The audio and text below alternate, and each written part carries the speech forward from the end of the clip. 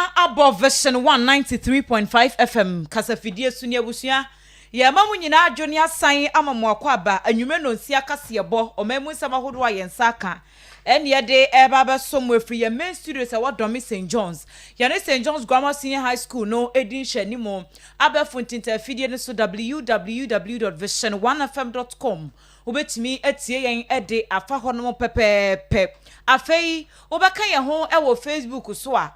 Vision 1 FM on Facebook udru hodomo a o de o type Vision 1 FM abon se ebipiaba aha no wa like page no o like wi a na wa share na kase ebo no so etumi aso afoforo ya akaso na nwumekuo bi adaroma ene wo mo eso ya sinema ya hoden a ye de ebekinkan ensem no emamo Victory Garlic Mixture eyedru wo edwama so ene herbal shop bia mu ni pharmacy bia mu benya bia to oba obu nsa a ensisi su yie se moja betime de afrisan woni pedua no na boa yie ne subiri bia ne obrehu bia firi ho no Victory Garlic Mixture wo mo peno dudu etunu mba 0201293280 0201293280 woda da promotion no the makers company limited wo mo da so a ewom na ene say ye ma wo ha mu chichemu aduosia 60% wo home appliance bia ya obeto free washing machines ahodo ko TV ko gas cooker bibia bena rice cooker ene ne kenka ho won bete so ama wo a ene okoto ho no so apapapa womo ewo brands ahodo no bebre wa kwa no atwusu de ope showrooms no so Taifa Burkina Highway Ashaiman Valco Flat Amasaman Zongo Junction na fe Kumase ahenema Kwabena Asafo Boache Hospital Junction wa obetimi ehunu the Makers Company Limited 0552222253 0552222253 ana 254 onga chicken tablet no enoa enye da so edi ho adanse de mamo se ennuane ahodo ya ye se ye froye se ye nkwan ene mo amoje orders akese wo engagement ne weddings ni ayiyu ase onga chicken tablet mu de ye aduane a utum se taste no wo soro pa ubedi no wasan edibiom uko supermarket bia mu ne adwama so a ubenya bi ato wo madaro makase bono ne bedimo akoti ne bi ene se COVID-19 se mu se si ade Ghana ya tra be careful 100,000 cases ni akire ene a record FDA fo nso e de ato edwase aduro no kora foforo a ye mienu o mahu se ebetumi aboa akon e de atia yare no tin Ghana fo ebetumi akofa aba wo COVID-19 ensem ya emuno enropiti dwumadie kesepa akoso ewo kotoka wiem hyen ginabia sesi ade ukopie mu ewo asin not abato mpeso aso wo eye emfimfini mantamu a omu nimra hye bedwani court wa hye se ehonomo abato no de fa parliamentary ho no yenko ne yenkoto ne foforo wasa ensem kroya hu donkuma ye o man imra hye bedwam wo mo kire se wo hye ruling pa ye free court ho mo abanase ye ka atentrene pa enya de sesa ruling we ejina ho ma atentrene Dr. Stephen Kwabena opuni ne nsemo a ewo court no otemuafo a na ote asem ne so no Ghana court batan ayinu afri so na abusia nwumre yi video bi a ye be yi a kire wo ewo ye Facebook no so no wankasa he video no bi abete shock okada rider bi watimoto so na chese posi ni se wagina no wanyina enti wadi no ntentadi na chia koduru kwantimfi wo ne to ho na branche no wo mo kire se wahwe ne nkwa akwakwa yare hosem pa anya asem ketwa ye de mu nchemu bebra mu nsem wei no ene afoforo bebre nu a ene aboa no se kasebo midin ede Adwoa Asare enwumre yi mene Kwabena Asumang Akuoko kan ye ho ewo ye Facebook page no so Vision 1 FM Facebook no Vision 1 FM like ye page no anu a share na afi no ye nyina ya share kasebo no ase ewo ho ensam no nchiemu ankasa enie Ghana COVID-19 cases no confirmed cases a free say yade no eyi ni ewo mamu sesi a yadu empemu ha miensa na afi akire edunkron 103,019 confirmed cases no se see ho ne aduro opanyi kwankyerɛ for ye oda pomuden ano Ghana Health Service adwumekuo no Dr. Patrick Kumaboaje enne ensem twofo nhie mu a wo mo fra ye waso ye a wo mo ne hye amanebo ensem so no wo de sansem ne koto dwa wo se new cases a aba bebo mu amasesi a numbers no adu 100,000 ni achi no eye ahenan ani aduonum 450 na ye ka wo mo ayade ni bi eda so ahyehye wo mo ho a active cases no sesi aye gina mpemo 9 ahenkron aduowotwe miensa 4983 wo cheche ne nsem emu no wo se nipa afoforo mienu na yade no amwo mo atona no mo wonse do nti sesi ano kabo mu a wo mo matwere wo mo nkwa no eye ahenwotwe aduonu miensa 823 na wo mo a wo mo ho ato wo mo no so no eye empem aduokron enson ahanu ane edumiensa 97,213 sa number ya maboyi o se wo mo a wo mo cases no ya severe no ye aduonu nsia en wo mo so wo mo de no ba bi wo mo da no so nya no eye dunum 15 Dr. Patrick Kumabwaji. So as at 25th of July, we have recorded in total 102,269 cases. We've done about 1.4 million tests. Total recoveries about 97,213, which is the difference between the total cases and active cases. The active cases about 4,983, and the reported deaths so far, as calculated on the 25th, is 823. The active cases continue to now go up very significantly and a very steep rate. So a lot has to be done to ensure that we don't get into a more severe situation than we had in the February-March episode. Among the international travelers, as at 27th of July, we have had a total of 2,249 cases, and total tests done so far is 390,520 cases. A significant number. About 2/3 of the numbers are non-Ghanaians. You also see that even though July has not ended, we have actually crossed the number we got in April, and we are heading towards the January-February numbers. And that's quite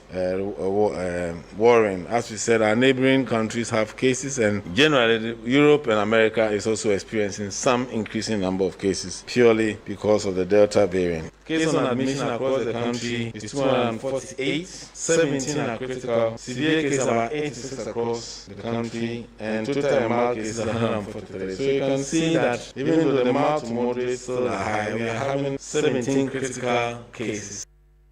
Enwachi opanyini editu jase suku sahudo no emu no nso cases no sesi ade wo ewo wo manim ye empemu mienu ahensia aduanan son 2,647 COVID-19 cases no ma recorded ewo suku sahudo no nso se ka sei wo mo edi mpenifo ahodo a wo mbetimi aka suku mpenifo no ho na afa wo mo de hyehya ahodo egu akwam se de be ya cases no wo mbetimi amanage no a enye nsemu. The schools remain practically the same. A few outbreaks have been recorded cumulatively of 2,647 since school reopened, with 93% recovery. Currently, there are about 166 active cases going on. We have about 38 in OT, which is just coming since the last 3 days. And that school is still monitoring to see how we can contain the school. A team has been dispatched to the school to assist the district and the region contain the outbreak immediately. Greater Accra has 15, Shanti has 93 active cases in schools, Eastern 12, Bono 7, Bono East 7, and Bono 1. As we said, of the cumulative cases, Volta region has the highest so far, but also currently do not have any active case in the place. Northeast, as we keep saying, is the only region that is yet to report any case at all. And so the details as appear in school is in order of preference. The highest in Ashanti, followed now by OT and Greater Accra as the third in terms of the number of cases. Na efa COVID-19 empanye ya enne di yanime ya hwanim se ne dodo no wa bepie mu wo maimu nso no okasafa ho. For vaccines in the pipeline, there's been some changes. We're having about 1.229 Pfizer coming from the US to COVAX facility is to be coming in soon. We are here to confirm the dates. We try not to give date, but as soon as we have an indicative date, we'll share. We also have an AstraZeneca of 249,600 has been shared earlier. We're hoping early August it should be in. We've had a deposit made for the 17 million Johnson & Johnson with African Union. million, which the date is yet to be decided when we will start receiving them. But what is new is the fact that we are going to get some AstraZeneca from Korea. This is something we didn't talk about. This is new, and that will be in August, and as well as Pfizer, another 100,000 with a date to be decided. And so the number continues to increase. We are hoping that we'll have a lot more, and then if we start having the 17 million come in, that'll be the time we can significantly vaccinate more people.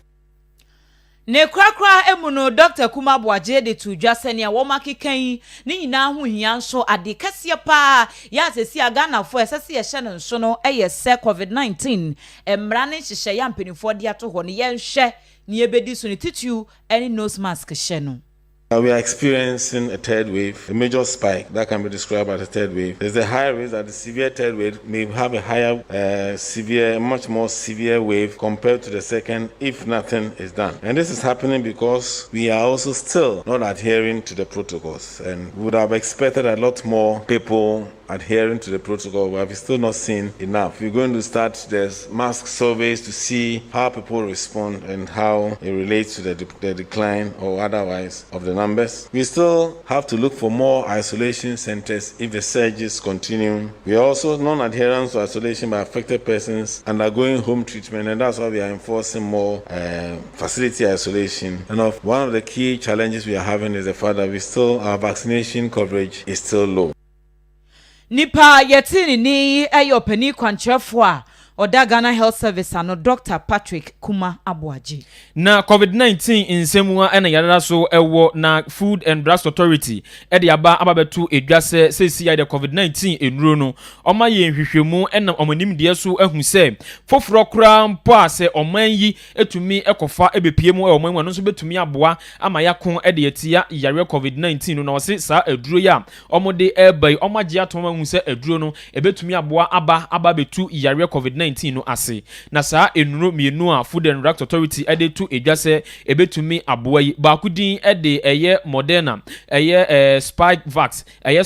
eka ho bi ena afenso eye Pfizer Dr. Padukuma Bwaji ebo ni din no omo kire se eno nso ebetumi aboa ako ewo COVID-19 okono emu na enkratase a ene omo di pieye ena omo ekire mu se saa aduro no omo ye nhwemu ahu se ebetumi aboa na saa aduro etumi ebeka ho na wei ababeye enuro mako enumu a eye Food and Drugs Authority agi atom se Ghana yetumi kofa ebepiemu wo man mu ebetumi aboa ma yakon ede etia yare COVID-19 no eye nimsem ese eyade a Sputnik vein enso ewo ho no mo ena afo enso eye Covishield enso ewo ho COVID-19 vaccine jes enso ewo ho ana sesi yi saa Moderna yi ene Pfizer yi enso ababekan wo de koye Facebook wa kohu aduru foforo kora Food and Drugs Authority agi atom no ochame covid akon ede ato na wako akohwe bia na eye ekuei enkratase no mo de bayo omo kire se omo nam emergency use authorization eso saa kwan no na ombetumi afaso no mahu se ebia aduro ya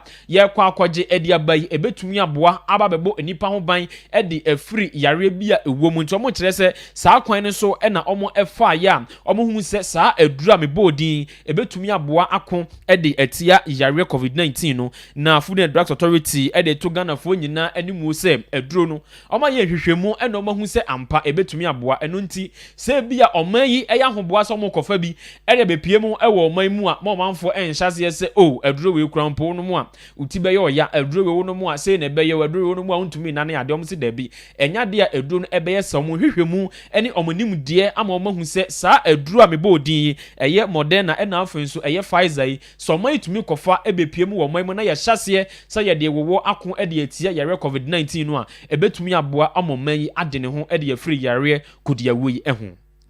Yantu akasiye no so wo COVID-19 ensemiya emu na Zoom Lion adwumakuo no enne womo etu anamon ekokotokarium hyenjina bia ma enropiti dwumadie kasiye pan womo de hyehye so wo se de beye ne COVID-19 mwa wa bia de hyehye baabi ebetumi aboa na apampam womo nyina contententem wo kire se we no etokuro bia mu enne miamie yahodo a womo di dwuma nyina ho nyina womo ehye se enropiti ni bi ebekoso wo ho na opanyina oda vector control unit ano ewo Zoom Lion adwumakuo no mu Reverend Ebenezer Kwame Adai wo kirekire mu no wo se ne hu hia ye panti a womo ema nropiti dwumadie ne san akọ so ne ewo kia ho no says COVID-19 no ne toso emiensam ofa toso miensam na Ghana yewura yi ano ya na ye dinti ne nyina no eka enhyehya hodo omudi gu akwam se de beya ye betumi aboye ho ban ne titiu ewo kia honom na owura yi esan de to dwa se enye honom nko a ene wo mo ayeba beye no enche ena ahodo ye di anim yi wo mbehwe se mantemu ewiem hyagina bia ahodo no nyina no wo mbehwe no wo de nropiti dwumadie no bi akoho ye ntie no yɛhyia mu anɔpai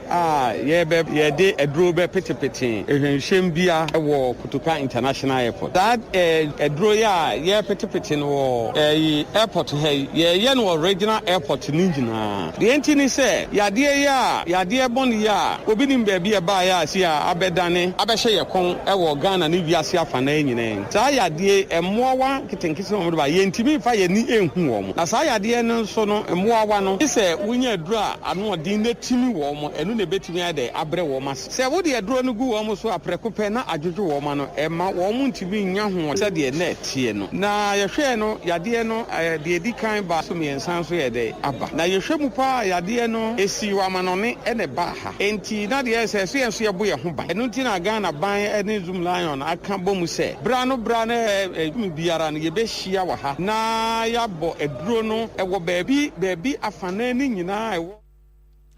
Enwachi opanyini san de afutuo magana fo se COVID-19 safety protocols ni nyina yenhye na yendi so se de be ya yade no ye be bre no ase Esanse mabeye wani so wan hohoro nsa wan fa semina wan hye no smaka obi di bibi basa ne pe wan hwe ya na so ayde enu ti de hia se enyese edi bajaba ese edi ni nyina bom ne ye hwese bibi biara ye beye bebo obi biara ho ban wo Ghana ha no ye esanse obi nim obrempon na hyase ebia de wan mo ne ho ban mo wuro na nka ebia wode adwen prokra bebo o mema ebe mo ban no etu empon kese enti na etwa se ye yesa adi mo watete se bi wo ha CC secondary schools ni ade de tie ne se wo ko boy aduro na no nche se wo bo wie no ebeku muamuo bi e wo ho bia na embom no se wantoa so anye na se obi de fro bade a na no ayede ebeje nsem wanhwe ya sabe enti yes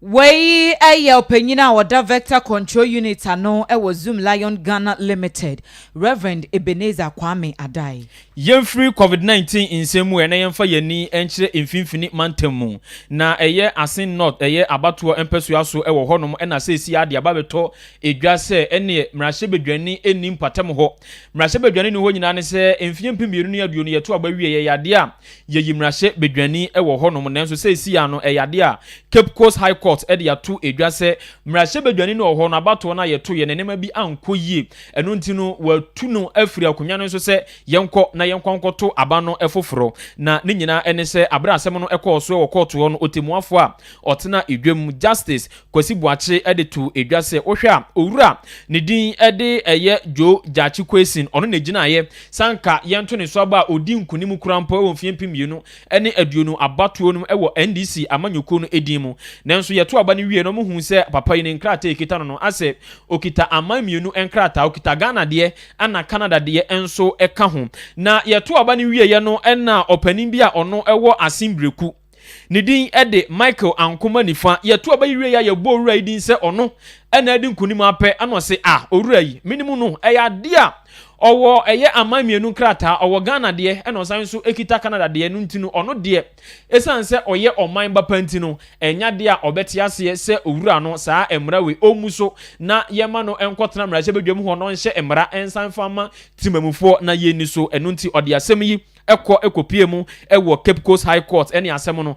so pa ema yeto aba yiwe ye krampo no na MPP amanyuku no ohwe seat na ewo mra hye bedwam na no mo 137 eni si amanyuku no enso ewo 137 na se esi ye ya ye hwan onwuan yi ne to eso akonwa ne se esi NDC akonwa no aba abeye 136 ewo mra hye bedwam wa se esi ya no se yekɔ na yekoto abana de obedi nkunim no na ye de aka ne de ehu na bra asem no kopie mu wɔ court na ye beto dwa se ne wo hwe Ghana ya mama na didi djuma 1992 constitution na article 94 cross 2a ewo mu se obi ene ho ebetua ma ne kwan se omra meye mrahye bedwani a obekita eye amamienu enkrata ewo se uye Ghana nipa ne hu sampa uye Ghana ni ansa na yetumi ama okwan eno ntini sesi ya sa emra we so ena otemuafo a ne din ede akwasi buachi ejina so a owura ne din ede jo jachi question ode atodwa se eye mrahye bedwa konwa na ewo ne nsem no wage ede afi ne nsem se yenko na yenkoto aba efoforo na bra asem no ekọ so ewo court ho no mu no ewieye no ena NDC amanyoku no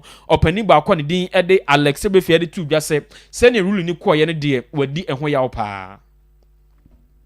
We have been in court. The day has been one of full of surprise. Yesterday we were in the Supreme Court, trying to get the Supreme Court to listen to certain aspects of this case. We were given various instructions by the Supreme Court, which meant that we had to file processes today at this High Court. We were here from 8 o'clock in the morning, right through to 9 o'clock. None of the registry offices that were responsible for filing of these papers was open. The cash office itself was also closed. So we were not able to file processes till after 9 o'clock. But the judge had already gone into court and started giving his judge. Find this extremely unfortunate because it's a repetition of what happened the last time when we also had processes that needed to be filed or dealt with in terms of an appeal when they sought an injunction against this very same MP, and all of a sudden after the judge gave his ruling in terms of an injunction, quickly everybody in the courts had been spirited away and we were not able to file process. That was unfortunate then, and today's happenings are equally unfortunate. Eti opani ba ko wo NDC amanyoku ni mu owura Alex Ebefi anene ene yekotie no kasa wieye no ena titrani a ono nso eda NDC amanyoku na no owura ofosu amponsiri tu dwa se owura so Ebefi enyo nko na de we yanko yi amawo men so sa anko yi amame na nso ye NDC de asem no ye besan atuhu anamon men ka se ye ni eniama bi a akoso anopai ewo Cape High Court e say enra the lawyer for Supreme Court, Emma, the assembly, the court Supreme Court, interpretation of some aspects of some of the court, that High Court. Emma Supreme Court not directly say, Yembra, Cape High Court, and of faith. Now, Yemma filing processes.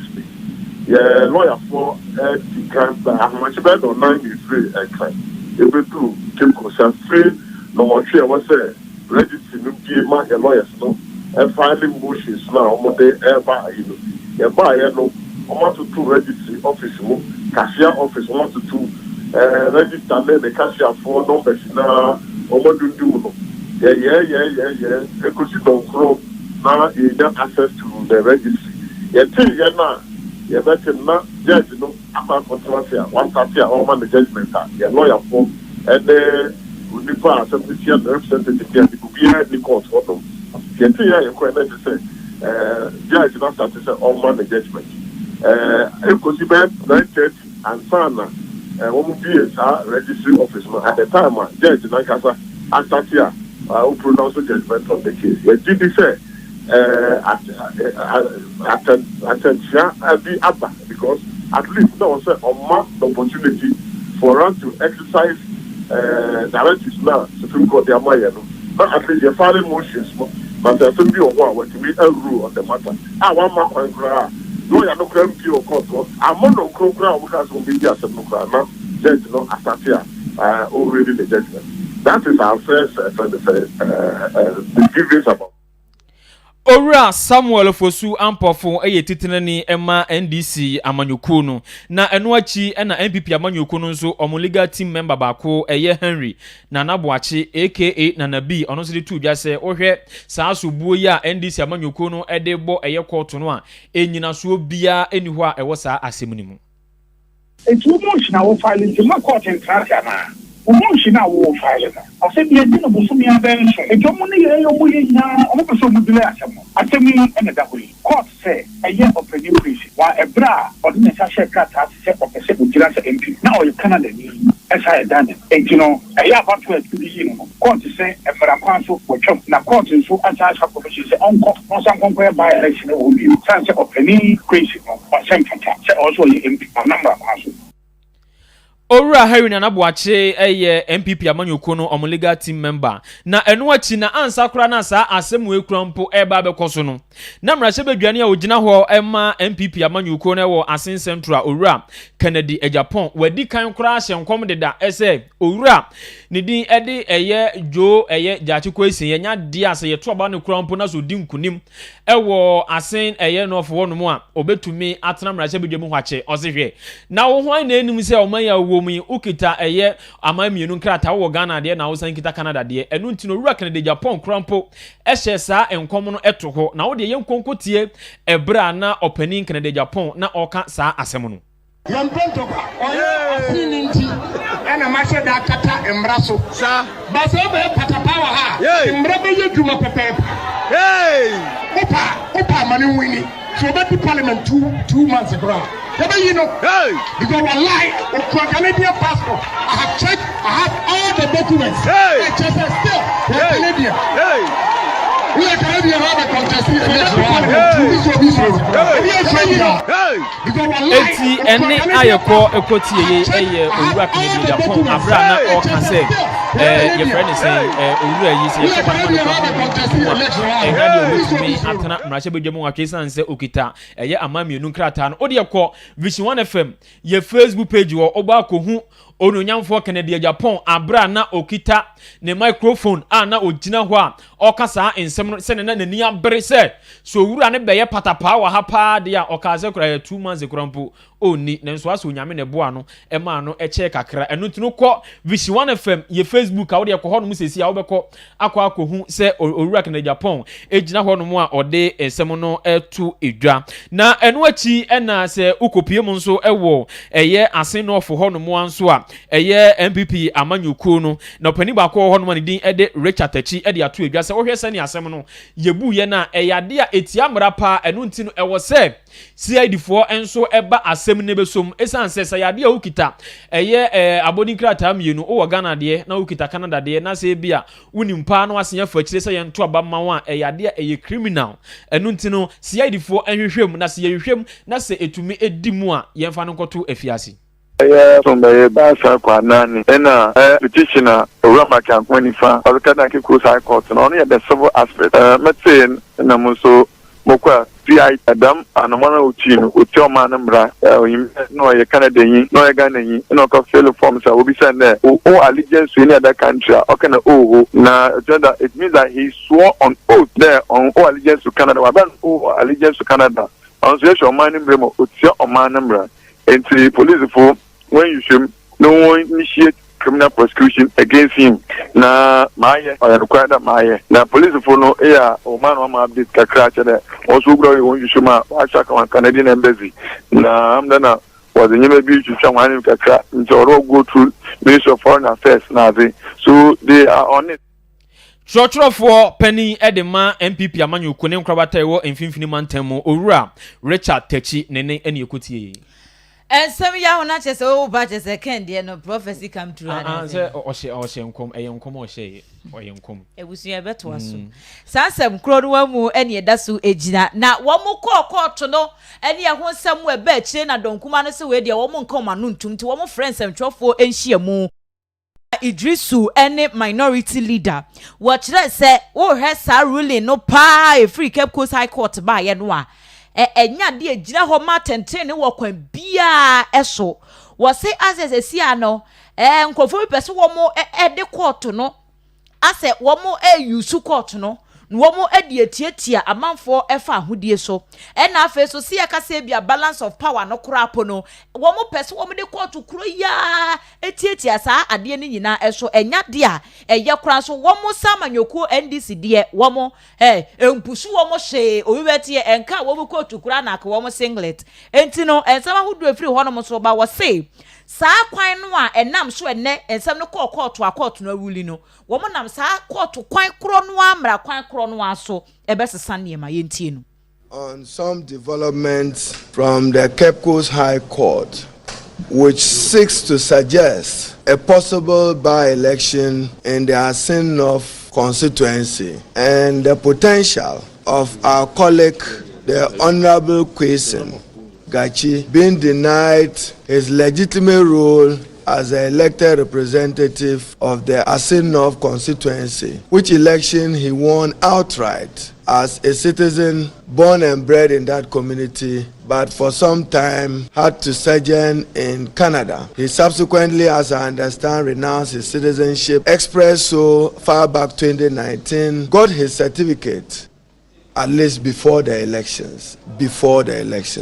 His renunciation certificate was before the elections. We in the minority remain unshaken. We are confident that it is our seat. It will remain our seat. Our first is to use the same legal processes and legal forum and opportunities available within the Constitution. We will contest the ruling. The judge erred both in law and in fact.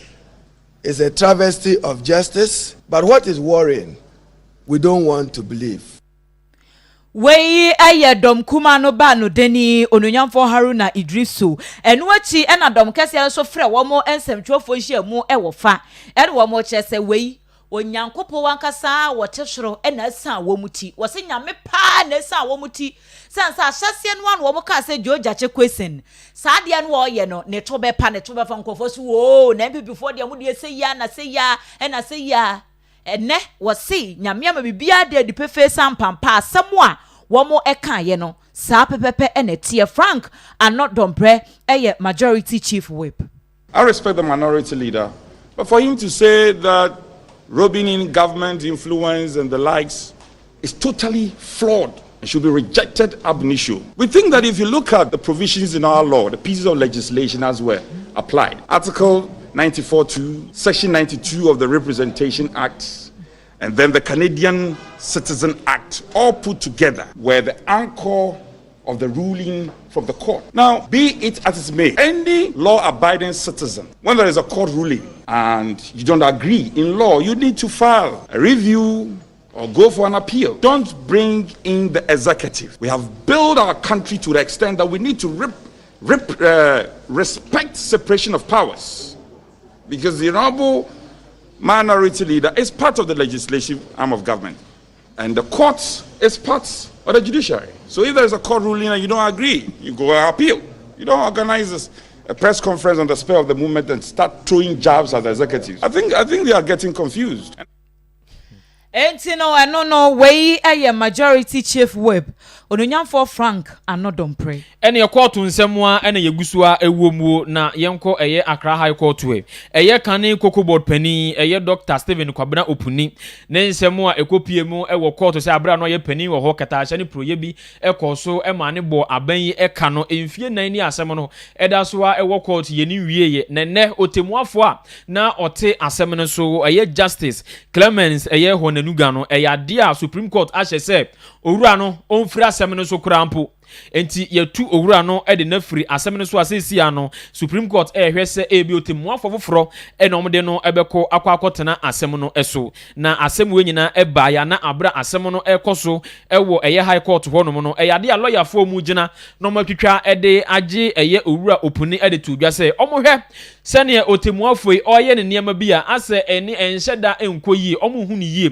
enu ntine ne omotro krata ankasa ede mane se asem no ono ankasa onyi ne ho emfirimu de edikan wantie obotuguye de etosumienu enso ebai obotuguye de etosumiensa owura yi antie ema na ogusu ase ono asem no ena obedi ena eye aloya fo mu gina eye Dr. Opuni achika ase debi ene yensan twon krata foforo na yenfa nko eye Supreme Court na yenhwese omo ebeji atomo a enu nti omo tro enkrata no ede ekoye ena omo de tu anim se otemuafo a otena ya asem yisui eniema bi a oye no yempe enu nti no omo hwe na omo ensesa no enu na omo ko asetena ababeto edwa sesesi ya the Supreme Court ahye se otemuafo a na ote owura Dr. Stephen Opuni na semene so efa eye kokobo ne nsensem eho no eyade a yeyi no ede na firi akonya no eso na sesi ya no abra yi no efiri so no opanimpa NDC amanyokom legal team no otai kasa ede ema womo eye lawyer Eduji Tamakuli na abra asem no ekọ so wieye no ode sei eto nsɛmtrofo anim Dr. Opuni lawyer for the FN certiorari prohibition at the court na and Supreme Court judge for not na no 5 judges no yensa any opuni any the lawyer for agree. So by 3-2 majority, no, yeah, Pajaja or say Dr. Opuni asem no so no Supreme Court say and yeah, the obey me to asubio. Almost a ruling no. The judge and the decision ankasa be into orders no more kind that be and only the Supreme Court action. Chief Justice and it purely administrative and no year way and purely administrative where a court sitting into the decision of the court takes precedence. Chief Justice ensure and also using the judicial process. Lawyer Eduji Tamakuli NDC Amanyuko no legal team member.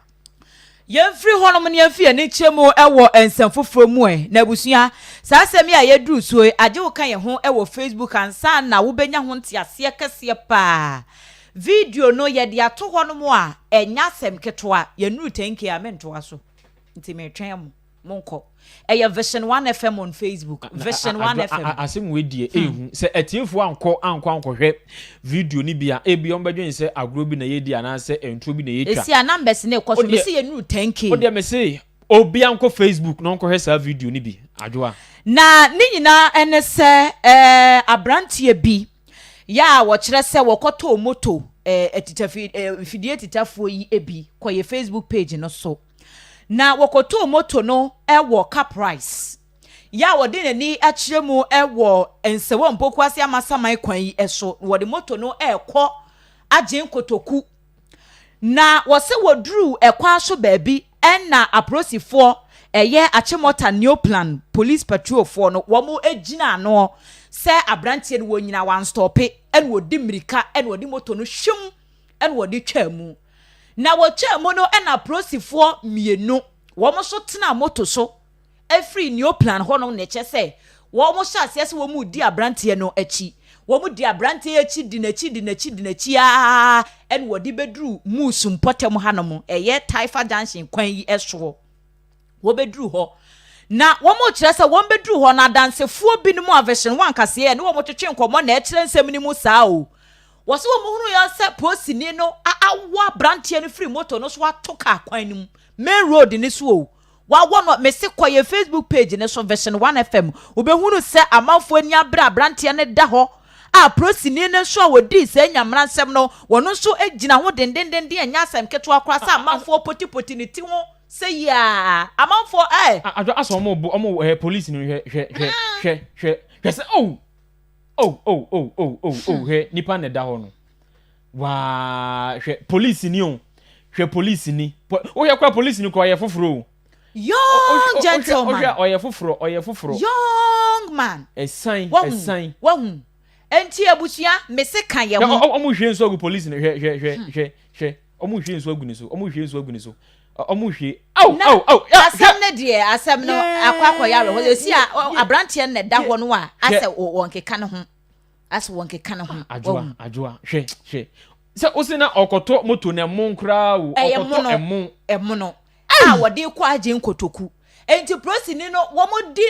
di na chia be kan wo musu ho na chese wo ne to fo mare hosem ne se na ka bi nso eba ya speed edie no wo bo break kura anka still wo ne to kwa ni na chese ka ne so ebe pem abrantie no to baabi ya kwakọ yare hosem papa wei version 1 FM ye ne breakie Ghana ha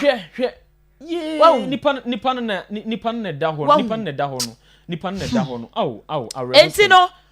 adansefuo binom ya wo mani tua asem ne mo wo mane yensa ntwere ni Kofi Yesu etwetwe nkomo yentie bi mra ye hu en say approach for no awo motor no amaka e de gira car no perform ye tu e chesi na bede obegina e de osi fam no we ne gasa no anu wo pia no e ma car na e ba no ane car gira no e de hu zo shara so we wo kunde me ni bede wa hapa police ni mienu ene motoraders for so mienu ena wa pack wom ebusabusa mo nsem ti obusabusa nsem ne de ne ye hwen ti de hu ya say police ni no motorrider no aye say wo kwotena ni moto ni so de hu ya say police ni na den apushi no ne ka so ba ene ka ne bo no ti ka ne bo no nyina rush ye say ko ne ba ko no etu ni moto dwane ye police ni no ene ka ba ko amumienu nyina ye rush ye ade omugu aboso kan matum eso no wan fa ne ko hospital bu ya police no o si ainanim ona ode na wo no to na one ma police ni no or na ka ayi moto no na moto ne e kwa da na park no ta no moto run the kwa de zino de okwato na no driver ni jina ya na for the driver ni jina en free driver na for police ne e said I ya wa na accident ni si ehun se ka bi apem obi ahwe enti no adansefo binim a womani tua mu ene ya ne yesoma yensentwe ni kofi Yesu se wonko ho won akade jamakia na alodu politank no krompo na ohwe se ne omugina ho na chese ayarehwo papa brantia wo mu se wayamfom so de se bia timoto so ana wotika mu na posi ni stop wo se gina na wanyina ya brantia ne yankase wo yeni ye enso wo prosini no wo bia na free moto no do nai wo gina ho mamra enti wo kura na sese wo na kwanya wo be den wo de abrantia enne yi a wutu se kwa no abusiafo mo de mo nkọ ye Facebook page obon se abrantia ne da ho hwe on ne da ho a hwe ne nua ba ko ahu se de adu ne de enye ye bie me se hwe be man su nanim ahu bon se prosini no wo no akasa wutu se wonu ne ho ase chese wogina hono tim se wonsusu da se benam ne so ma bibisa asi na yese wonse no wom yemienu no wom timoto nso ba ko ne de oye no wodwane de we ni gya ho wodwane de we ni gya ho nti mrantie no we no wom beto no e na chese wom omde ne ko no areho na abrantie no ne nua bema Muhammad Tanko Abubakar wo kire se enne ne nua ya wahwe ne nkwan Abdullahi no wono onye okada rider sebia odi moto na ya adwuma agisika na emomu no wono je ne ho adwuma no wo ye wo agi nkotoku no wo ka se wo nkoto moto mra enti ade we ya ba beto no kwam no de wo mo dwene ho a wo mo nte ase Minu yankasa ya friend Abdallah ya tonje ni wakotuku market one ku market yes okay oma koto moto fufuro ya di kwa moto no di kwa modi ne ba ne sai me pa cha aya minu yankasa ya ti hono mo omofa moto ba ko na omo koto moto no fufuro aba ma obi wo ajakotuku ewo jini market hono market fufuro na omo bie no ya ti ya na omo ka se wanya accident no so o si ye no ya bisa ye nuanum se aba ne sai si moto police no stop no na ebia na ordine nine ebia moto wo speed a untimi ngina fa akọ nti obachom na ordine na push na ka ba fa so sa na eti say che obia wo so police ni na person no say no na ye na ebe take decision wey aye Muhammad Tanko Abubakar ni nua bema ene Abdullahi ya enne wahwe ne nkwa wo eye ensewam pokuase kwan yi eso na kwakoya rehosa wo hwe comment na eba na ebi mu owura mo bia ho bi se Ghana police fo wose obi se na neje kotoko wose protocol ne ye ka ho asem wo posi mu ne asire adwuma mu ne wo mkeka ho ade bia ye ka na perifo de nkrata tentente aba bedi na ye no wose protocol ne ebi ho fa so ebi ho tunso boni eniwe enyem fa so ebi ho tunso boni wo first ne de nko obi be ko police mu a ana obi de ne ho be dom bambo adwuma ko tim se edani pana kuma so ni pana wo pe enso ene entesa enti no akwa ya reho sempa abusuafo kan ho wo Facebook Asumang se omoto moto mra moto na asai onipa no nso a wansan anko ayareho sem entabusuafo mo de monko ye Facebook page ho no video no da so a etwam go hwe se ne mrante na so police ni mu a o hwe a police fo ba ho no beji no enje san kombebu no Au.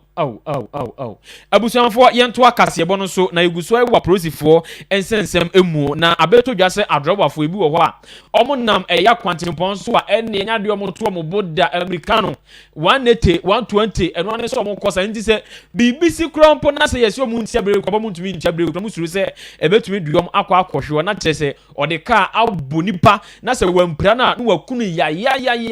eno ntia prosifo ne nkrabata omo hwe ekwan so kosa dwumadie so MTT4 ekogina akwan so enne aka no betwama ne yagina ho na ya check u speed na wo kono de speedometer check na ye hwe na se speed na ye de ama wase kono wabro so a yesigina ha erunti no oma ye sa ama enipa be ye se aduonu nsia 26 yache saa enkrofo yi na ohwe biaye a omudi saa dwumadie ya eyade a enya school junction omo ye bi wo honom weja STC traffic light na so omo ye bi wo ho opa bia na afa tesa no na saa dwumadie ebi etumi ekọọso na nye ehonom nko ampo enya hwa na afa nsu kwalebu nyina omo ye bi wo honom asa enkofo mo ye chi wo mo no ene yechiwa na ya bolka efiti 350 Ghana cedis edikosi 2400 ye boss aka na wo chine bi utena ka nimu a enya de ya obeko America be masesi ya prosifo ede tu edwase omo enne ye chi wo mo no omo ya hoboa na ochina ye de omo akwa mu e wo court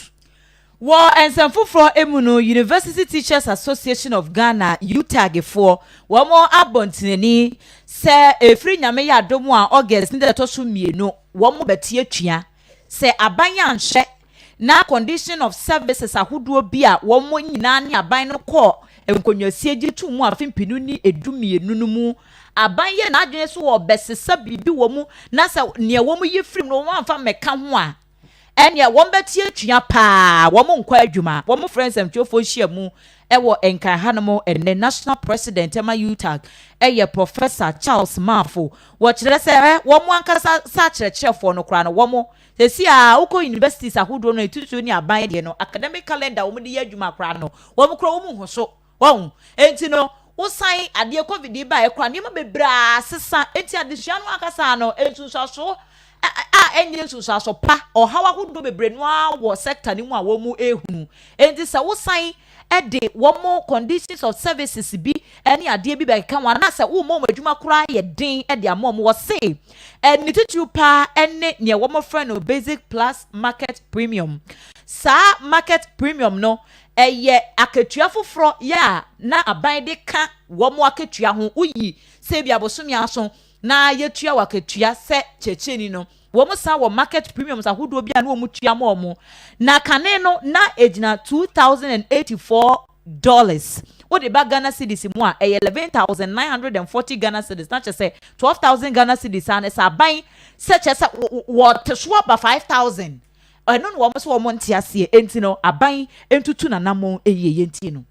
Mampanyiri kufu abreso yeye obaye no ane na mbobo so no obaye a ohun se teacher committee bi yetu dwa hama yaketua no enmunyam ba mu omo hye saasa aba no ye saade we ade ntiri no mo kasa ne se omo se aduru bra ese obuo eba teacher ni no abrabom ese obuo ba na ketua dem eno ntiri se sa aba no ye de saade no obusafo ebe me kakra ni ye negotiations ye ka kira aban se ekopem busu bi awie ye July ya yewumi na wie ye 31 July na sa aban se agina bi afa ye dachi ye die o salary se won e be tietia ene yesusu biom ne ka se ya kan ya hye dia aban ne ye ka se pa kotua ntumu ye se ba bia ne gina no sa afa ko gina ho na se ye hwe ne mu na se aban fa anko dia ene ebe ye August bosome no e da etoso mienu e wa afi ye mu ye de na de nyina eden egu fom na de nyina efa titi ho adekire ho na adekire no so ye kan adekire a wan kire ade a anka nso hwemem nti se wa kire ade na du nso hwekra nso hwe me kan adekire no ho wa ye nso hwe no so awi a wo ma kire kan adekire no ho eno nti no ye ka kire o teacher din bia o kire ade o university se adu bra ese bota danta ni emiemu yi efri se ene ya yekotie sesie no UTAG National President Professor Charles Mafo yento akase ebono nso won semu from na Ghana Education Service ana omode nkratase PSSC ade ade na omode adwumade bi ba na ye friend no one teacher one laptop afi na laptop no ababedu ode se wokọ Vishi 1 ye Facebook page obako hu laptop na ye de bra teacher fo yi na ade mpanimfo yi ede to headmaster fo ene mpanimfo ede da suku ahodo ano senior high schools ni se ade teacher fo ahodo omo wo suku ahodo no no omumfa omudin emra ena afenso omo staff ID sene beya yebetumi ahun se enipa se ochade wa ha na yede laptop na ma no se odi edin no ene teacher no staff ID ba bomodin na first school ku owom enso etumi eka ho ebi na Ghana Education Service ede to edwase ache krampo no efia da wia na mode edi ni nyina eye July bosome da etoso aduasa na mode ni nyina akọ eye Ghana Education Service o maso eye no mahu se ampa omo ebeche laptop no e de ama teacherfo no o se saa ade we omo mfa ni serious boy san se eye ade a eye no kore wo a wanye na obe wadwen se bi a eye ade ma bi ensem fata no eye ade e be fo akon enti saa enkratase we ya omo de epie ye Deputy eye Director of Ghana Education Service Owura Anthony Boatin Nensa ena ehyasie Ebusuan ye kwa kowie kase bonu nyina e wo Xylophone FM ena fa TV fo akache sa adwuma kuo yi eye na apia mensa eye na mo ane dia na anopei wo mo ekotu mu kakra ya na ya prosifo ebi ena fa court bailiff baako ene kan wo mo koye na wo mo kire se ehu behia se wo mo ebegya wo mdwumadie no ni nan se eye order ya free court no ho no mo eba ntia ne wo mo mfidi ahodo ne manyina wo mo egya ye yi free ho nanso no wo mo ho no ma no wo san enya report foforo se Openyina ono eye Kane Corporate Affairs Manager Emma Men's Good adwumakuo no wono so akọji injunction foforo bro wo mo de no so enti na esese wo mo hye Emma wo mo ekọ na wo mo san ebie adwuma no wo mo to aso enti esi ade Xylophone FM any TV wo mo ebie ya wo mo da so eye adwuma ye de kase boni nyina ebesi aha Kofi Yesu ena epiapiani no gu mu ema ye ena fa videos ahodo ni mfoni no so ochiame Kofi da ko ebo aye mo amode madwentwe kofa Facebook ye da mo si ye papa ne de ebre no enti ye yentumi enkinkan emfa emamomidin ede Adwoa Asare enwumrei mene Kwabena Asumang Akuoko yadamu ase amamumu enitie 93.5